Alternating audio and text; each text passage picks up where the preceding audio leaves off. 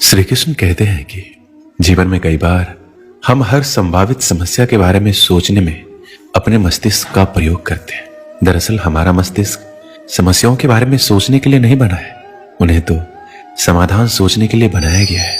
समाधान के बारे में सोचने के बाद हमारे मस्तिष्क का प्रयोग यह सोचने में होना चाहिए किस तरह इन सपनों को साकार किया जाए। डर को अपना गला ना दबाने दें, अपने डर को बाहर निकालें, इसे नष्ट करें, इसे तोड़ें, अपने से दूर करें, छोड़ें और इसे जाने दें। डर की आंखों में आंखें डालकर देखें, इसे चुनौती दें और ये दूर चला जाएगा। डर और चिंता का इलाज कर्म है। डर कर्म को सहन नहीं कर सकता। अपने सपनों का पीछा करें, चिंता ना करें, खुश रहें। डर बाधाएं देखता है, आस्था अवसर देखती है। डर समस्या देखता है, आस्था संभावनाएं देखती है। डर रुकावट का पत्थर देखता है, आस्था सीढ़ी देखती है। अगर आप खुद को कमजोर मानते हैं तो आप खुद का नहीं भगवान का अपमान करते हैं। एक हद तक भविष्य की चिंता करना भी जरूरी है। चिंता हमें मेहनत करने के लिए प्रेरित करती है। ये मानवीय प्रवृत्ति है कि मानव कुछ भी नहीं करना ज्यादा पसंद करते हैं और भविष्य की चिंता ही इस आराम की अवस्था से मनुष्य को बाहर लाती है। परिणाम की चिंता ना हो तो विद्यार्थी उतनी लगन से पढ़ाई ही नहीं करेंगे। मोटापे की चिंता ना हो तो लोग खाने पे रोक नहीं लगाएंगे। और भी बहुत से उदाहरण है, लेकिन इन दोनों में यह समझ आ जाता है कि भविष्य की थोड़ी चिंता जरूरी है। अगर आप जरूरत से ज्यादा परेशानी मोल ले रहे हैं तो बेशक भविष्य की यह अतिरिक्त चिंता आपके लिए चिंता का विषय है। इससे बचने का सबसे आसान तरीका है आज का काम पूरी ईमानदारी से करें। विषय, मुद्दा या बात कुछ भी हो, बस ये देखिए आज आपके पास जो कुछ भी काम था करने को, उसके साथ आपने न्याय किया या नहीं। किसी भी चीज के बारे में अनावश्यक चिंता करते रहना उस परेशानी को बढ़ाएगा, उसका हल कभी नहीं देगा। आज का पर्याप्त परिश्रम ही भविष्य की अनावश्यक चिंता से दूर रखेगा।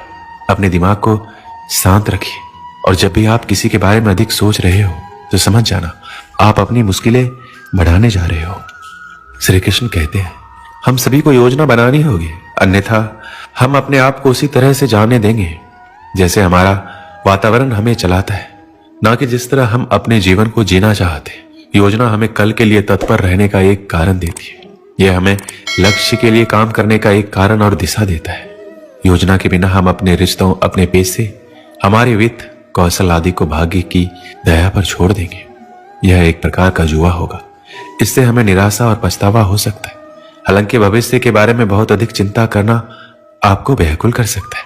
चिंता एक ऐसी बीमारी है जो आपकी मन की सभी खुशियों को खा जाती है। कुछ लोग ऐसे होते हैं जो बहुत ही ज्यादा चिंता करते हैं, इसी वजह से वह कभी खुश नहीं रह पाते। उन्हें किसी भी बात से खुशी नहीं मिलती। वह सिर्फ एक ही बात को लेकर चिंता में डूबे हुए रहते हैं, लगातार उसी बात के बारे में सोचते रहते हैं और चिंता करते रहते हैं। ऐसे लोग हमेशा मायूसी और दुख के घेरे से घिरे हुए रहते हैं। चाहे कोई खुशी का मौका हो या कोई भी त्योहार, उन्हें कोई फर्क नहीं पड़ता। कोई भी चीज से खुश नहीं हो पाते क्योंकि उन्हें लगता है कि सारी जिम्मेदारी उनके कंधे पर है। लेकिन यह सच नहीं है। कई बार आपके चिंता में रहने से बनता हुआ काम भी बिगड़ जाता है। परिवार में अगर एक इंसान चिंता में रहता है तो सभी परिवार के लोगों को भुगतना पड़ता है और वही माहौल पूरे परिवार में छा जाता है और परिवार में कोई भी खुश नहीं रह पाता।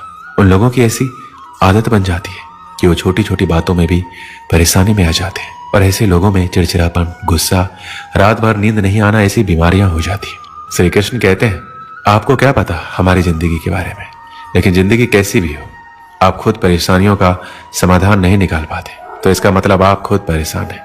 ऐसी कोई भी चिंता नहीं है जिसे करने से आपको सुख मिल जाएगा या आपके परिवार में या मन में शांति आ जाएगी। चिंता एक ऐसे जहर के समान है जो आपका कल तो कभी भी अच्छा नहीं बना सकती और साथ ही आप ऐसी बीमारियों से ग्रसित हो जाओगे जिससे आपको भी अपने भविष्य में परेशान रहना पड़ेगा। चिंता और परेशानी को लेकर भागवत गीता में भगवान श्री कृष्ण कहते हैं मन का बेचैन होना उसका स्वभाव है। हमारे मन को लगता है कि अगर वह अलग अलग बातों के बारे में सोचता रहेगा तो हमें आने वाली हर मुश्किल और मुसीबत से बचा लेगा, पर ऐसा होता नहीं है।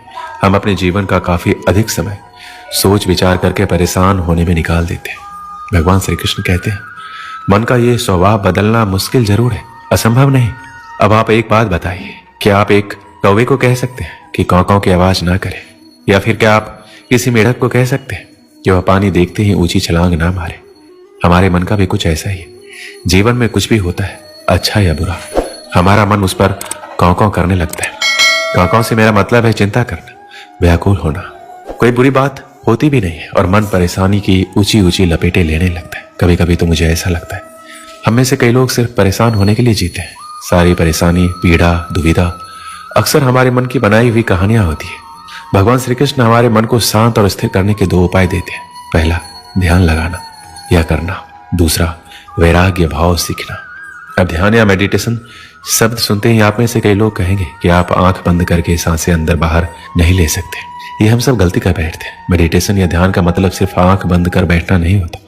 मेडिटेशन का मतलब होता है अपना पूरा ध्यान किसी चीज पर लगाना या उससे हटने नहीं देना। अगर आप रोटी बना रहे हैं तो सिर्फ उस बात पर ध्यान दीजिए। अगर आप कोई मूवी देख रहे हैं तो आपका पूरा ध्यान मूवी पर होना चाहिए। ये मत सोचिए कि मूवी देखकर आप अपना कितना वक्त बर्बाद कर रहे हैं। जब आप अपने जीवन के छोटे बड़े काम को पूरे ध्यान से करते हैं तो आपका जीवन ही एक मेडिटेशन बन जाता है। ऐसे जीवन में शांति, स्थिरता, साहस और सफलता का होना अनिवार्य है। वैराग्य का अर्थ ये नहीं है कि आप सब कुछ छोड़कर जंगल में जाकर बैठ जाए। वैराग्य का सच्चा अर्थ है कि आप जो काम कर रहे हैं उसका क्या नतीजा या रिजल्ट निकलेगा उसकी चिंता ना करें। जैसे अगर आपने कोई इंटरव्यू दिया, आप ये कर सकते हैं कि आप पूरे मन से तैयारी करें और अपना बेस्ट देकर आ जाए। वह नौकरी मिलना या ना मिलना आपके हाथ में नहीं है। इस नतीजे के पीछे अलग अलग चीजें जो बिल्कुल आपके वश में नहीं है। तो जिस चीज के बारे में आप कुछ नहीं कर सकते उसके बारे में चिंता भी ना करें। यही वैराग्य का सच्चा मतलब होता है और यही है भगवान श्री कृष्ण का दूसरा उपाय, मन को चिंता की लपटों से बचाने का। याद रखिए, आप पूरे के पूरे इंसान हैं, समझदारी, संयम और कुशलता से भरे इंसान। आपका मन जब भी कौवे की तरह अलग अलग बातों पर आपको परेशान करने लगे तब अपने मन को भी प्यार से समझाइए और शांत कर लीजिए। बस अपने ऊपर विश्वास रखिए कि आप कभी अपना बुरा नहीं होने देंगे। एक बार एक मनोविज्ञान के प्रोफेसर छात्रों को पढ़ा रहे थे जिसमें टॉपिक तनाव यानी स्ट्रेस को कैसे हैंडल किया जाए इसके बारे में कक्षा में सिद्धांत बता रहे थे। उस मनोविज्ञान के प्रोफेसर ने एक गिलास पानी उठाया। सभी छात्र ये सोचने लगे हमसे आधा गिलास खाली या आधा गिलास भरा के बारे में सवाल किया जाएगा। लेकिन मनोविज्ञान के प्रोफेसर ने यह सवाल नहीं किया। उसने किया, मैं कितना भारी पानी का गिलास पकड़ रहा हूं। सभी छात्रों ने अलग अलग जवाब दिए। किसी ने बोला 500 ml, किसी ने बोला 200 ml। सभी के अलग अलग जवाब थे। मनोविज्ञान के प्रोफेसर ने उत्तर दिया, मेरे दृष्टिकोण से इस गिलास का पूर्ण भार से कोई मायने नहीं रखता।